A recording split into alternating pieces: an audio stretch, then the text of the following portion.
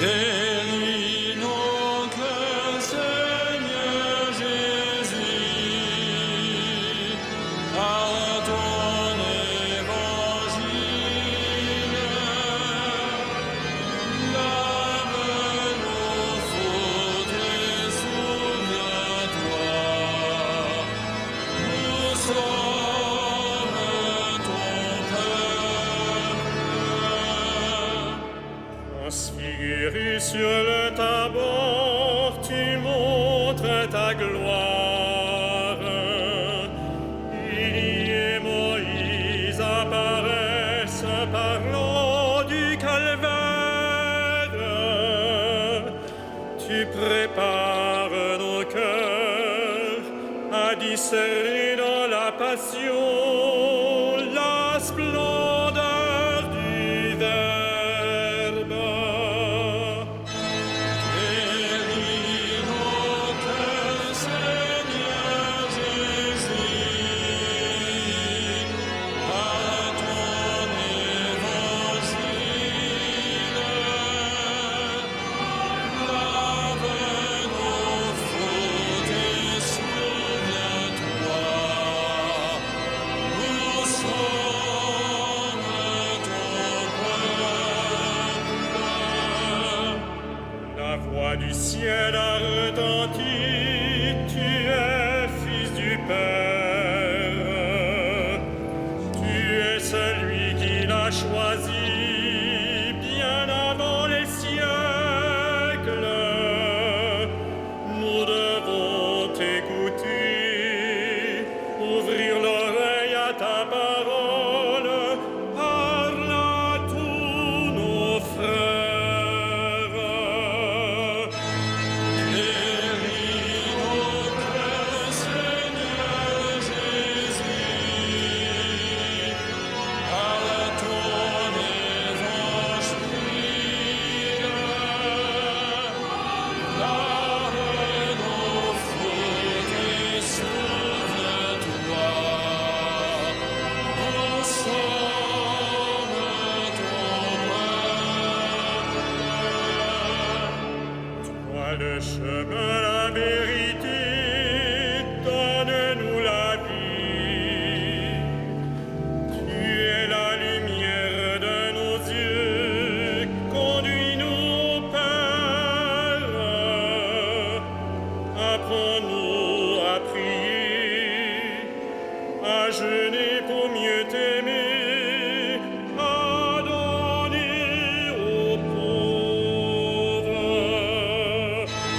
Guéris nos cœurs, Seigneur Jésus, par ton évangile. Lave nos fautes et souviens-toi. Nous sommes ton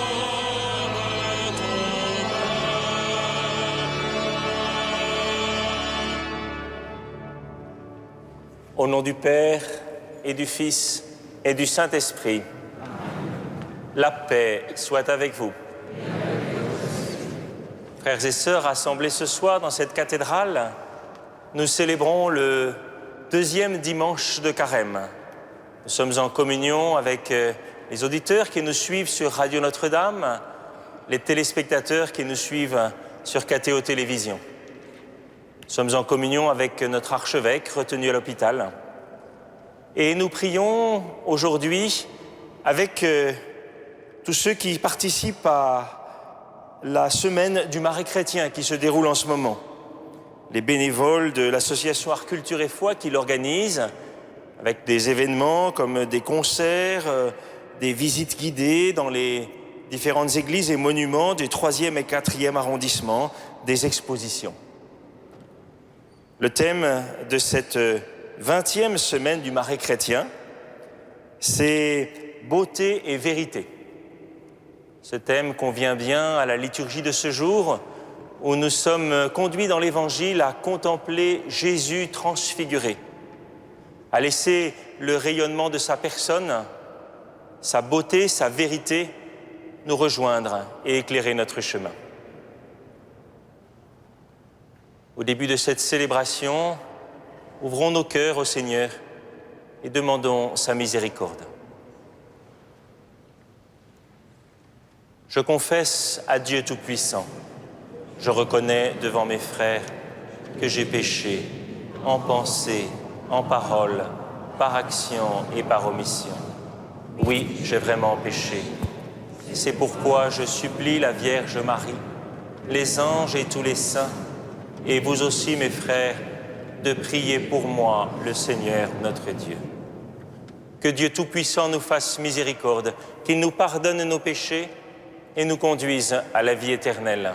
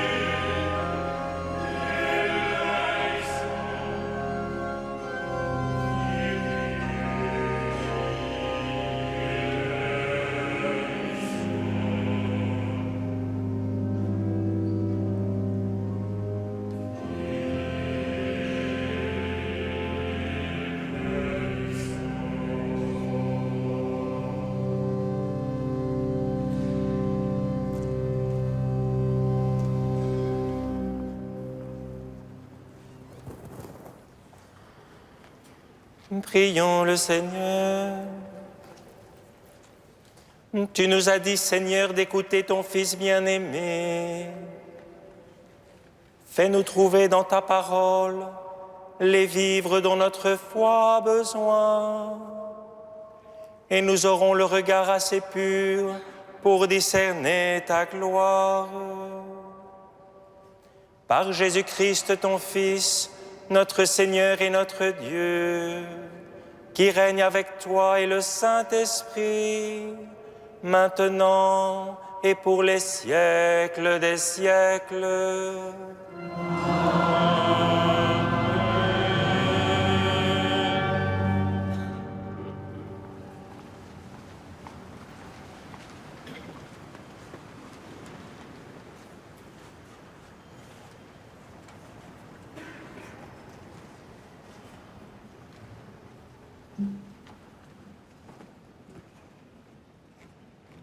Lecture du livre de la Genèse.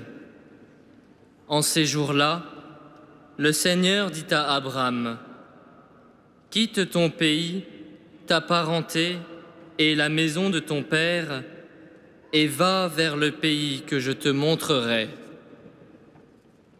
Je ferai de toi une grande nation, je te bénirai, je rendrai grand ton nom, et tu deviendras une bénédiction.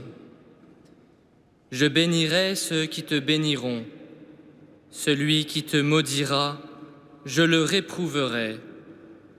En toi seront bénies toutes les familles de la terre. » Abraham s'en alla, comme le Seigneur le lui avait dit, et Lot s'en alla avec lui.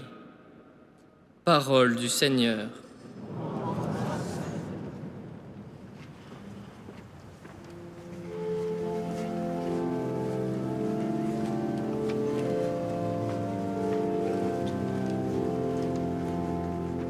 Seigneur, ton amour soit sur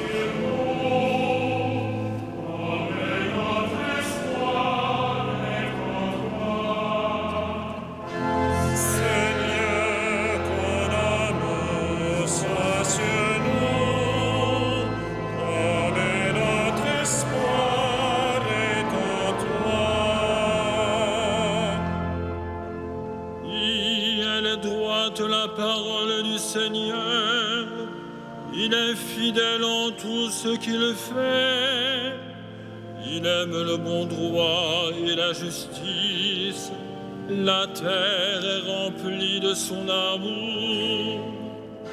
Seigneur, ton amour soit sur nous, comme notre espoir est en toi. Dieu veille sur ceux qui le craignent, qui mettent leur espoir en son amour, pour les délivrer de la mort, les garder en vie au jour de famine. Seigneur, ton amour soit sur nous, comme notre espoir est en toi. Nous attendons notre vie du Seigneur. Il est pour nous un appui, un bouclier. Que ton amour, Seigneur, soit sur nous, comme notre espoir est en toi. Seigneur, ton amour soit sur nous, comme notre espoir est en toi.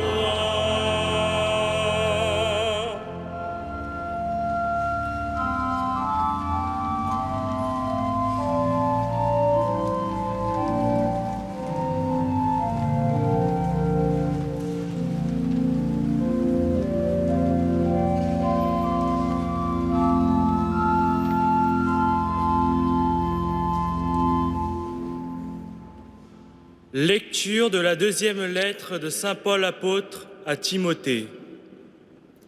Fils bien-aimé, avec la force de Dieu, prends ta part des souffrances liées à l'annonce de l'Évangile. Car Dieu nous a sauvés, il nous a appelés à une vocation sainte, non pas à cause de nos propres actes, mais à cause de son projet à lui et de sa grâce. Cette grâce nous avait été donnée dans le Christ Jésus avant tous les siècles, et maintenant elle est devenue visible, car notre Sauveur, le Christ Jésus, s'est manifesté. Il a détruit la mort et il a fait resplendir la vie et l'immortalité par l'annonce de l'Évangile. Parole du Seigneur.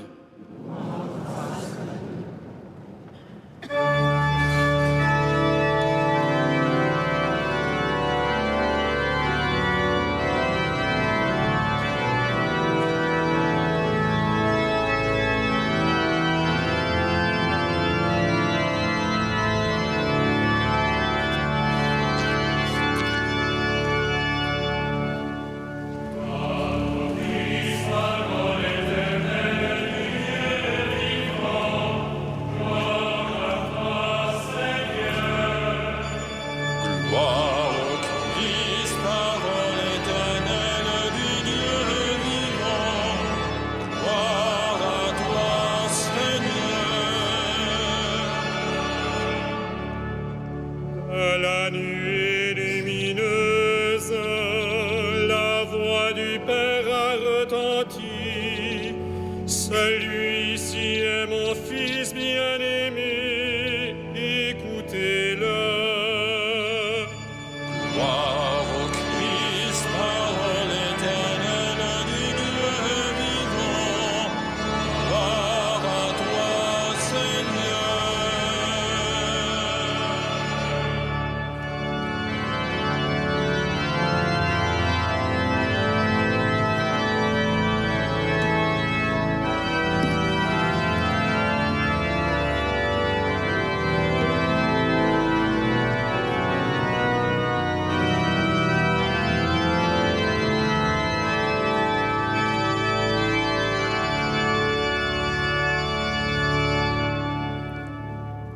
Le Seigneur soit avec vous. Évangile de Jésus-Christ selon saint Matthieu.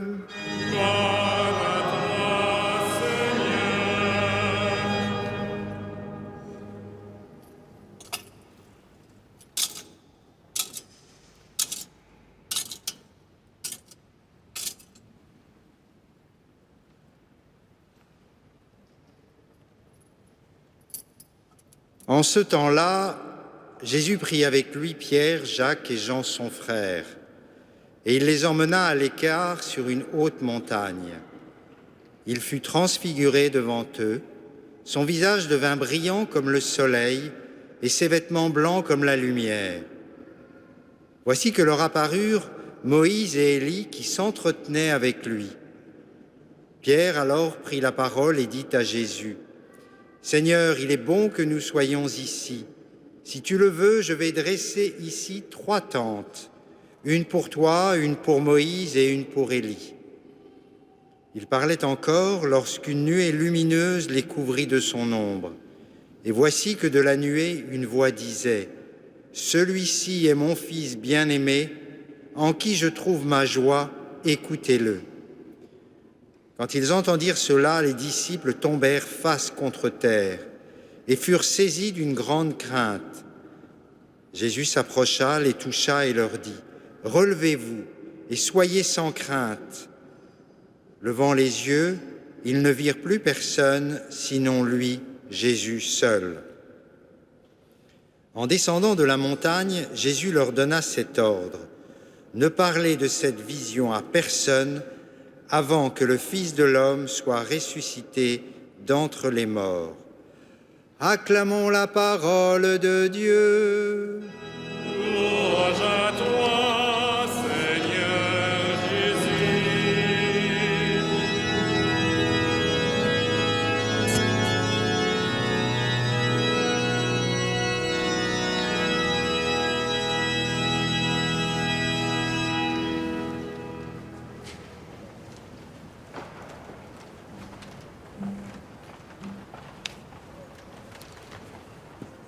Frères et sœurs, dans ce récit de l'épisode de la transfiguration que nous venons d'entendre, il est donné aux 3 disciples choisis de pouvoir contempler la gloire du Christ.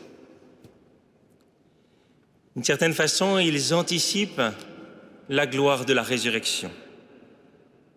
Alors demandons-nous pourquoi lisons-nous cet évangile pendant le carême ? Est-ce que, dans les efforts que nous faisons, nous serions conduits à nous arrêter, à faire une pause, une parenthèse, recevoir un peu de réconfort avant de repartir ? Est-ce que ce n'est pas plutôt une étape importante afin de suivre le Christ jusqu'au bout, vers sa croix ? Et si ce passage de l'Évangile nous donnait des clés pour vivre notre carême, pour nous apprendre comment puiser dans la parole de Dieu, pour nous aider à trouver le juste mode de notre engagement dans le carême, pour enfin se mettre vraiment à la suite du Christ. Il est vrai que si pendant le carême nous voulons rencontrer le Christ, celui qui est notre guide, il nous faut passer par la parole de Dieu. Et accéder à la parole de Dieu, ce n'est pas si facile. Cela demande de chercher, cela demande de prendre du temps, cela demande de lire l'Écriture, voyez, d'entrer dans une lecture priante de l'Écriture sainte. Et ce n'est pas si facile, parfois on est découragé. Alors nous sommes un peu comme les 3 disciples entraînés par Jésus. Ils gravissent la montagne. Et ça demande des efforts. Ils suivent Jésus, mais ils ne savent pas ce qui les attend. Ils persévèrent, ils avancent. Peut-être leurs pieds butent-ils sur des pierres. Peut-être lorsque nous lisons des passages de la Bible, nous ne comprenons pas tout. Des passages nous paraissent obscurs ou rébarbatifs. Il faut pourtant persévérer. Et c'est dans ce travail, voyez, de lecture de l'Écriture dans sa lettre, qui est indispensable, qu'il pourra nous être donné à un moment de rencontrer le Christ. et de faire cette rencontre qui va être éclairante pour nous. C'est comme un rayon de lumière qui descend dans notre cœur et notre intelligence à travers quelques versets de l'Écriture qui deviennent éclairants, qui viennent illuminer notre chemin et ainsi nous donner de mieux comprendre ce que le Seigneur attend de nous, ce qu'il veut pour nous. Voyez, pour prier avec la parole de Dieu, il faut ainsi chercher inlassablement le Christ. Et si nous le trouvons, eh bien le contempler, comme font les disciples sur la montagne. Ils voient Jésus converser avec Moïse et Élie. Voyez, lire l'Écriture, c'est faire cette découverte, eh bien, que le Christ, il est présent dans toute l'Écriture. Nous pouvons lire un passage de l'Évangile qui nous parle de Jésus, eh bien, il sera en dialogue avec Moïse, c'est-à-dire la loi, avec Élie, c'est-à-dire les prophètes, et les autres passages de la Bible.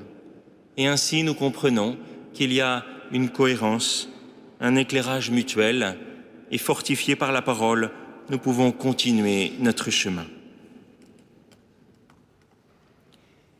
Pendant ce temps de carême, sans doute aussi, avons-nous pris des résolutions, et c'est bien, et c'est nécessaire. Nous poursuivons certains efforts. Mais il est important de ne pas confondre les moyens et le but, de ne pas réduire notre carême à telle ou telle résolution que nous avons prise. Et de ce point de vue, l'attitude de Pierre peut nous éclairer. Vous savez, Pierre, il est généreux. C'est un homme plein de bonne volonté. Aussi, devant Jésus transfiguré, une fois passée la première frayeur, Pierre veut agir et offrir quelque chose au Seigneur. Il propose de dresser 3 tentes, sans doute en pensant à la fête juive des tentes. En quelque sorte, il veut bâtir un édifice pour Jésus, Moïse et Élie. Il veut, quelque part, être acteur de l'événement. Il veut agir pour Dieu, peut-être avant d'être lui-même agi par Dieu. Alors n'est-ce pas une tentation? Voyez, une tentation à un moment de dire « Seigneur, je veux te donner une place et je te construis une belle niche où tu seras, mais je ne te donne pas accès au reste de ma vie. » La tentation de vouloir faire de belles choses pour Dieu en oubliant d'entendre ce qu'il fait pour nous et les appels qu'il nous lance. Si nous laissons de côté les projets de Dieu et ses appels, comment allons-nous pouvoir le suivre jusqu'au bout et accomplir ce carême comme un temps de conversion à sa suite? Nous avons entendu dans l'épître de saint Paul à Timothée, le Seigneur nous a appelés à une vocation sainte, non pas à cause de nos propres actes, mais à cause de son projet à lui et de sa grâce. Là est le but, entendre l'appel de Dieu, entrer dans son projet par sa grâce.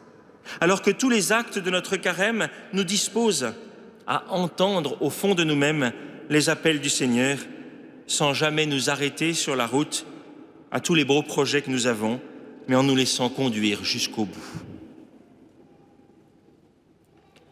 Et oui, le carême est un chemin, mais le chemin du carême n'est pas un errement solitaire, il consiste à suivre pas à pas celui qui nous conduit vers le mystère de Pâques, le Christ, celui qui nous montre où est le plus grand amour. Aussi les 3 disciples, après avoir vu Jésus transfiguré, après avoir été pris dans la nuée lumineuse qui les unit à leur Seigneur, ils entendent une voix qui leur donne la consigne essentielle à mettre en œuvre. Écoutez-le. C'est une parole qui est pour nous. Écoutez Jésus, le Fils bien-aimé, celui en qui Dieu a mis toute sa joie, c'est devenir davantage son disciple. Accepter de se mettre à sa suite. Après avoir contemplé sa gloire, c'est consentir à le suivre jusqu'à porter sa propre croix. Nous voici sur les routes de l'aventure de la foi, où tant ont cheminé depuis Abraham, qui a entendu l'appel du Seigneur, qui a appris à quitter ce qui le retenait, son pays, ses parents, sa maison, et à cheminer vers le lieu promis. Nous aussi, comme Abraham, nous avons à quitter des choses pour suivre Jésus qui monte à Jérusalem, pour apprendre du Christ à faire de notre vie un don à sa suite, un don de nous-mêmes. Seul le Christ Jésus, avançant vers Jérusalem, peut nous apprendre à mourir à notre péché pour ressusciter avec lui. Alors, frères et sœurs, en cette deuxième étape de notre carême, nous sommes dans la lumière du Christ transfiguré. Qu'il puisse nous éclairer pour que notre carême soit une remise de nous-mêmes au Christ dans la foi. Que ce carême soit une route éclairée par sa parole, jour après jour. Qu'il soit un chemin de vie, d'intimité avec Dieu, afin d'entendre ses appels et d'y répondre. Qu'à la suite du Christ, nous sachions quitter ce qui nous retient dans des actes de privation, de prière, de partage, et qu'enfin, nous portions notre croix, afin de pouvoir être préparés à vivre avec le Christ une expérience de résurrection. Amen.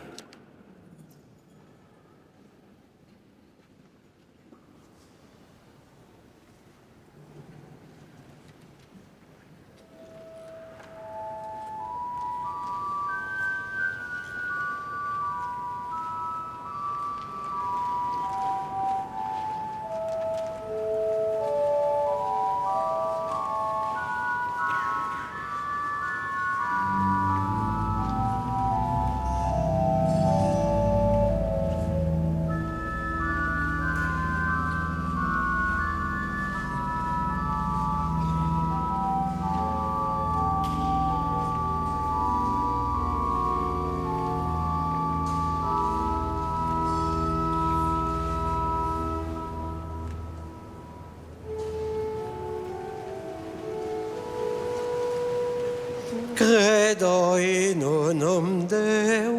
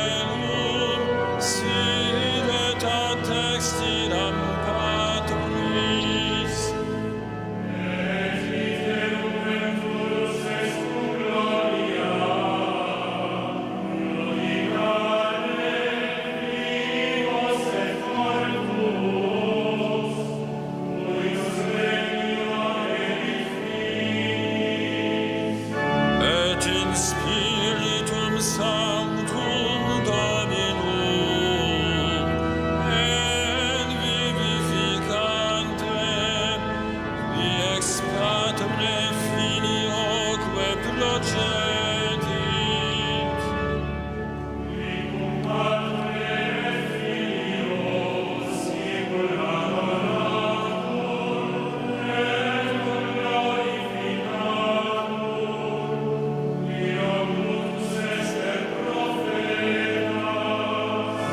Et unam sanctam catholicam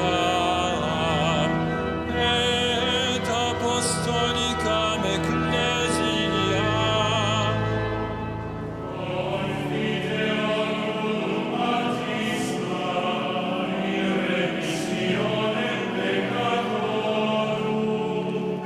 et expecto resurrectione mortuorum.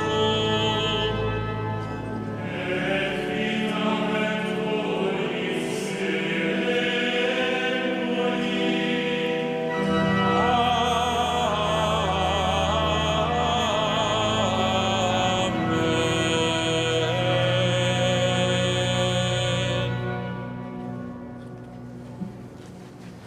Je vous invite à vous asseoir. La quête de ce soir est pour les prêtres aînés.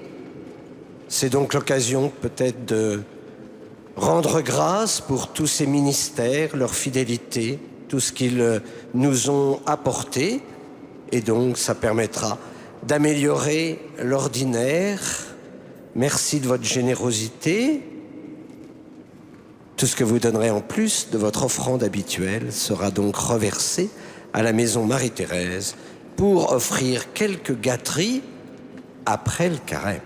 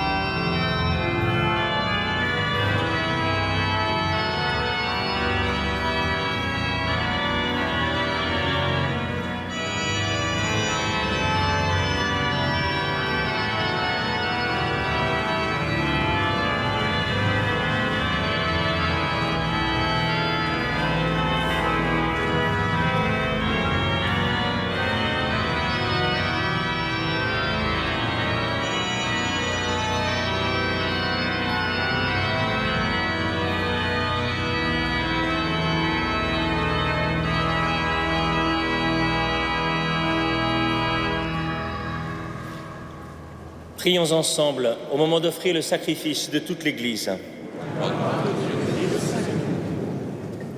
Que cette offrande, Seigneur, nous purifie de nos péchés, qu'elle sanctifie le corps et l'esprit de tes fidèles et les prépare à célébrer les fêtes pascales. Par Jésus le Christ, notre Seigneur.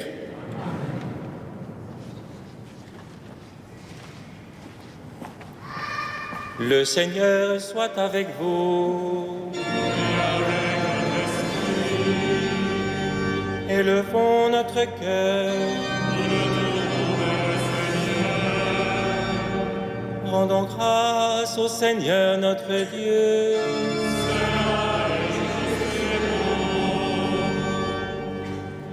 Vraiment, il est juste et bon de te rendre gloire, de t'offrir notre action de grâce toujours et en tout lieu.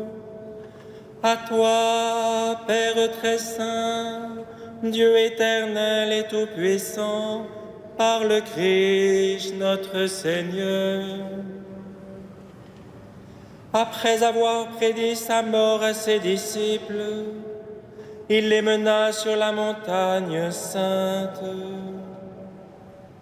En présence de Moïse et du prophète Élie, il leur révéla sa splendeur. Il manifestait ainsi que sa passion le conduirait à la gloire de la résurrection. C'est pourquoi, avec les anges dans le ciel, nous pouvons te bénir sur la terre et t'adorer en chantant.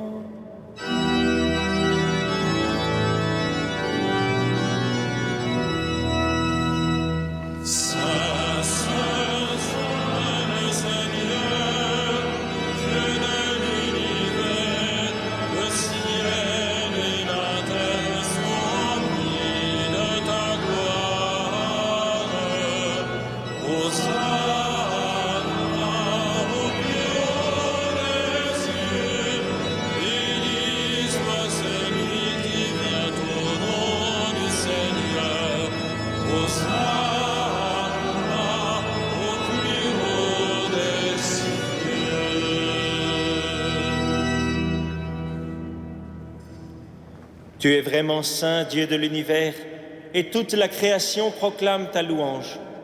Car c'est toi qui donnes la vie, c'est toi qui sanctifies toutes choses par ton Fils, Jésus-Christ notre Seigneur, avec la puissance de l'Esprit Saint. Et tu ne cesses de rassembler ton peuple, afin qu'il te présente partout dans le monde une offrande pure. C'est pourquoi nous voici rassemblés devant toi et dans la communion de toute l'Église, en ce premier jour de la semaine, nous célébrons le jour où le Christ est ressuscité d'entre les morts.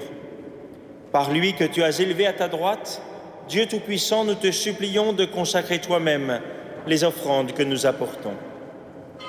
Sanctifie-les par ton Esprit pour qu'elles deviennent le corps et le sang de ton Fils, Jésus-Christ notre Seigneur, qui nous a dit de célébrer ce mystère.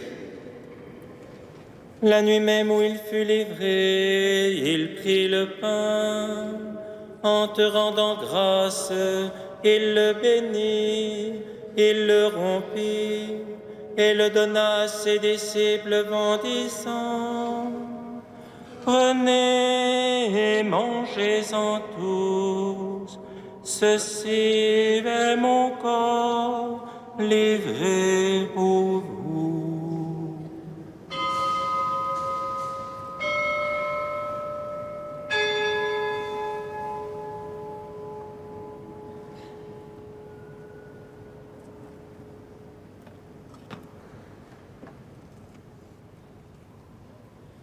De même, à la fin du repas, il prit la coupe. En te rendant grâce, il la bénit et la donna à ses disciples en disant: Prenez et buvez-en tous, car ceci est la coupe de mon sang, le sang de l'alliance nouvelle et éternelle, qui sera versé pour vous et pour la multitude en rémission des péchés. Vous ferez cela en mémoire de moi.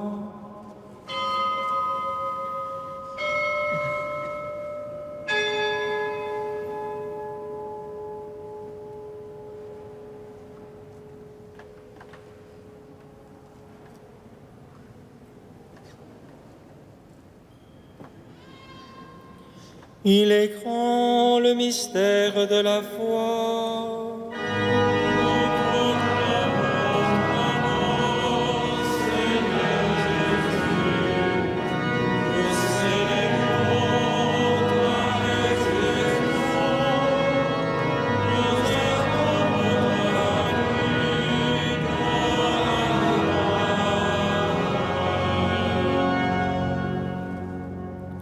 En faisant mémoire de ton Fils, de sa passion qui nous sauve, de sa glorieuse résurrection et de son ascension dans le ciel, alors que nous attendons son dernier avènement, nous présentons cette offrande vivante et sainte pour te rendre grâce. Regarde, Seigneur, le sacrifice de ton Église et daigne y reconnaître celui de ton Fils qui nous a rétablis dans ton alliance.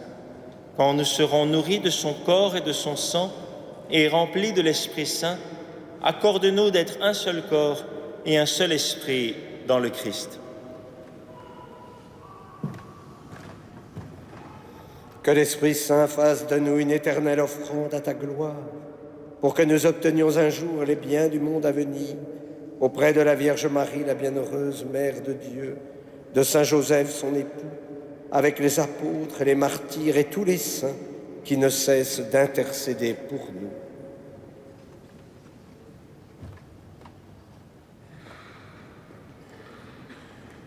Et maintenant, nous te supplions, Seigneur, par le sacrifice qui nous réconcilie avec toi, étends au monde entier le salut et la paix. Affermis la foi et la charité de ton Église au long de son chemin sur la terre. Veille sur ton serviteur le pape François et notre évêque André, l'ensemble des évêques, les prêtres, les diacres et tout le peuple des rachetés. Écoute les prières de ta famille assemblée devant toi et ramène à toi, Père très aimant, tous tes enfants dispersés. Pour nos frères défunts, pour les hommes qui ont quitté ce monde et dont tu connais la droiture, nous te prions.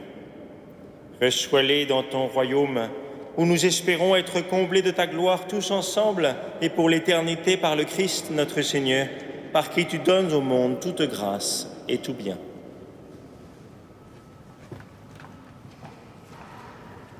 Par lui, avec lui et en lui, à toi, Dieu le Père Tout-Puissant, dans l'unité du Saint-Esprit, tout honneur et toute gloire, pour les siècles des siècles.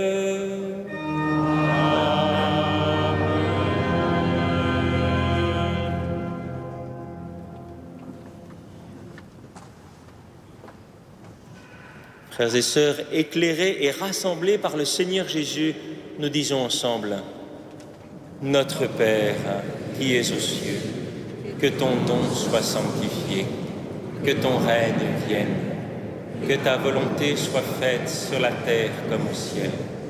Donne-nous aujourd'hui notre pain de ce jour. Pardonne-nous nos offenses, comme nous pardonnons aussi à ceux qui nous ont offensés. Et ne nous soumets pas à la tentation, mais délivre-nous du mal. Délivre-nous de tout mal, Seigneur, et donne la paix à notre temps. Par ta miséricorde, libère-nous du péché, rassure-nous devant les épreuves en cette vie, où nous espérons le bonheur que tu promets et l'avènement de Jésus-Christ, notre Sauveur. Car c'est à toi qu'appartiennent le règne, la puissance et la gloire, pour les siècles des siècles.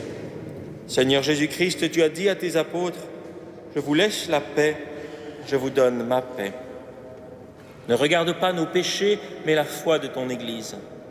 Pour que ta volonté s'accomplisse, donne-lui toujours cette paix et conduis-la vers l'unité parfaite, toi qui règnes pour les siècles des siècles. Que la paix du Seigneur soit toujours avec vous. Dans la charité du Christ, donnez-vous la paix.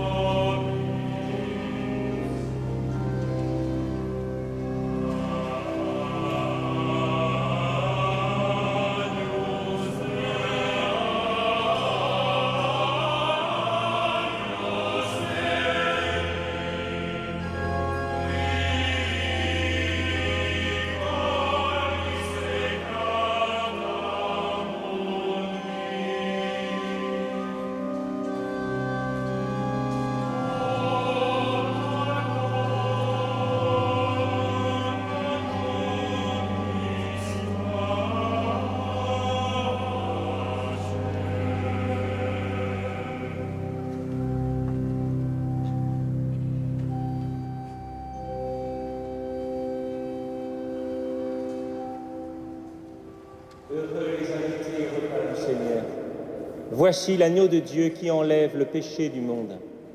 Seigneur, je ne suis pas digne de te recevoir, mais dis seulement une parole et je serai guéri.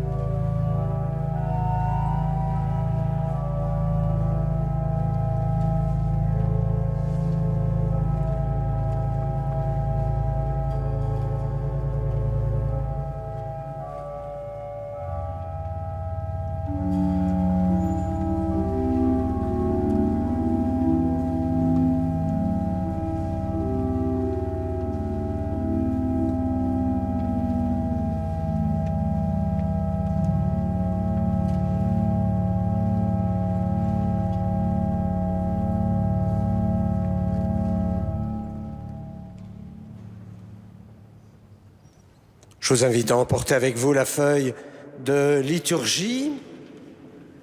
Demain lundi, nous accueillons les petites sœurs de Bethléem qui viennent en pèlerinage le matin pour prier dans notre cathédrale.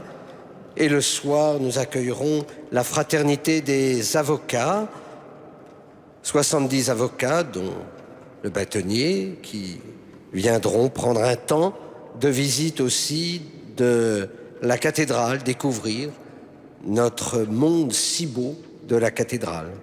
Vendredi, puisque c'est un vendredi de carême, c'est la vénération de la couronne d'épines. Sachez que tous les vendredis de carême à 15h, nous avons la vénération de la couronne d'épines.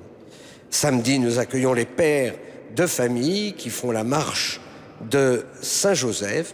Et si tout se passe bien, eh bien, nous arrivons au 3e dimanche de carême avec à la fois la messe de 10h, toujours sur France Culture, à 16h30, la conférence de carême, suivie d'un temps de méditation, d'adoration, des vêpres, puis la messe qui sera présidée par Monseigneur Éric de Moulin-Beaufort. Et j'ai oublié de vous dire que mardi, comme tous les mardis, à 20h30, nous aurons un concert et ce soir-là, un récital d'orgue par Johann Vexo. Eh bien, nous pouvons conclure notre prière avec Monseigneur Jachier, évêque auxiliaire de Paris. Et nous avons eu aussi la grâce et la joie d'avoir le recteur de l'Institut catholique de Paris, qui est néanmoins chanoine, donc le chapitre était bien représenté ce soir. Et par son doyen. Et oui. Ensemble, rendons grâce au Seigneur.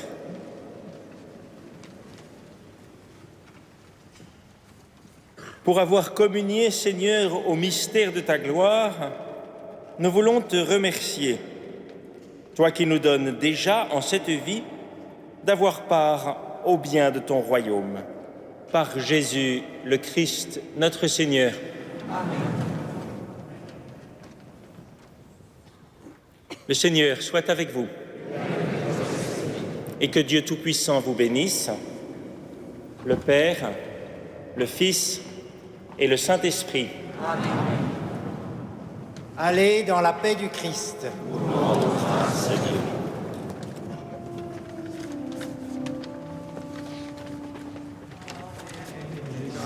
Angelo